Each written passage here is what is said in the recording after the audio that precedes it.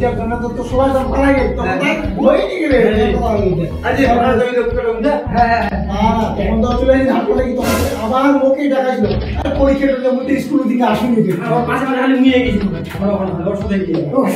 হ্যাঁ তোমাকে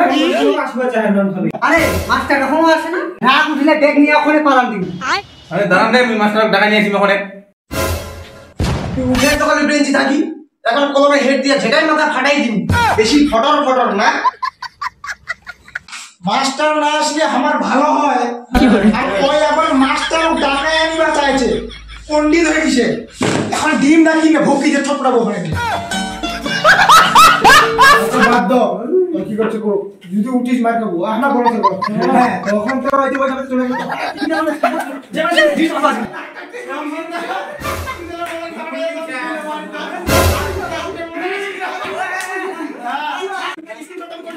কি করে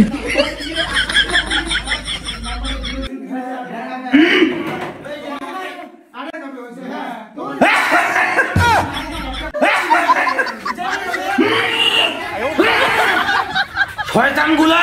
তোদের রে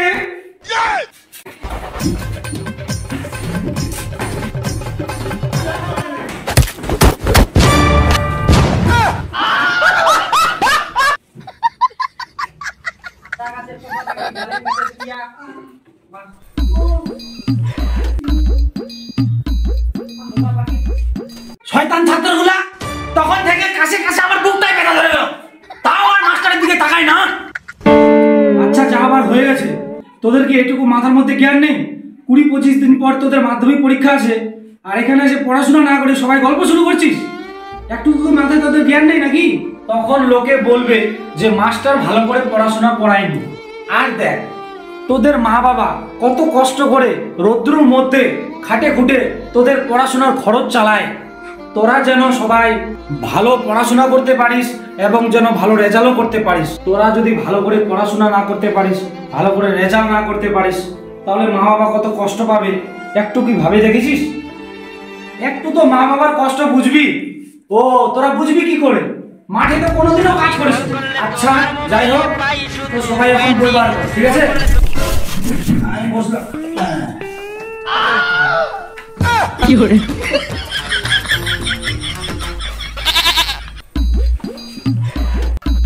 মাস্টারটা কি যেন কই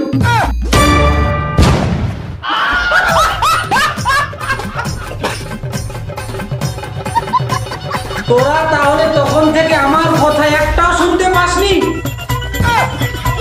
তোদের সাথে আমি আর পারলাম না কি আর বলা যাবে আচ্ছা যাই হোক আচ্ছা বই বার কর সবাই বই বার কর বইয়ের কিছু প্রশ্ন করবো আচ্ছা সিন্টু বলতো কত খ্রিস্টাব্দে বাংলার কাউন্সিলিং অফ এডুকেশন তৈরি হয় স্যার 1843 খ্রিস্টাব্দে বাহ খুব সুন্দর আচ্ছা সুজিত তুই বলতো টিপু সুলতান কবে মারা গিয়েছিল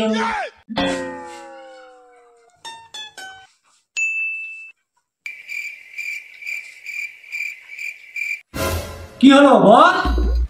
স্যার তখন তো মোর জন্মই হয়নি আর কখন মারা গেছে না গেছে মুখে আমার কই বস গাধা বলতে পারে না আচ্ছা দীপেন তুই বলতো অর্থশাস্ত্র কে রচনা করেন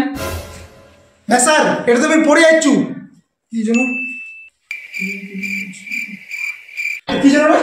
তুই পড়ে যাচ্ছিস তুই পারবো হ্যাঁ স্যার কোর বললো কে আমার গ্রামের কোর ফুললো না স্যার মুই পড়ে যাচ্ছু তো ওইটাই ছিল কোর বললো হ্যাঁ রে গাধা ওটা উত্তর কোর ফুললো ওটা হচ্ছে কৌটিল্য হ্যাঁ স্যার মুই তো ওইটাই কইনু কৌটিল্য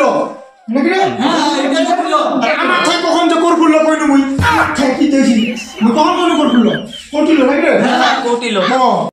হ্যাঁ হ্যাঁ রে ভদাই ছাত্রগুলা আমি ভালো উত্তরটা বলে দিলাম আমাকেই এখন তুই বলছিস উল্টা উল্টো কথা আচ্ছা আচ্ছা যাই হোক মুই পড়ে যাচ্ছু আচ্ছা রাহুল বলতো কৌটিল্য বানান বল কলকার টটো এসি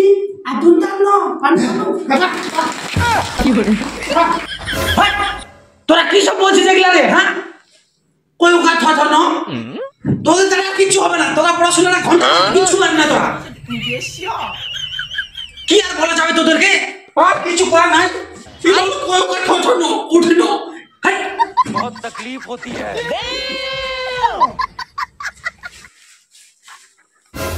আর কয়েকদিন পর তোদের মাধ্যমিক পরীক্ষা, আর এই সব উত্তর লিখবি পরীক্ষার খাতায়। এই সব উত্তর লিখলে তোর বড় বড় দুটো গলা পাবি রে।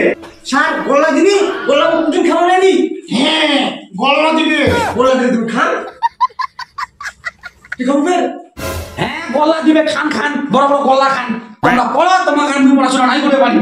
গেলু আসলে পালা দি ওই গোল্লা তো দিবি, গোল্লা দিবি কয়টা করে থাকবে পারে? গোটা করে দিবি মানে 2-3টা গোল্লা ওই কিছু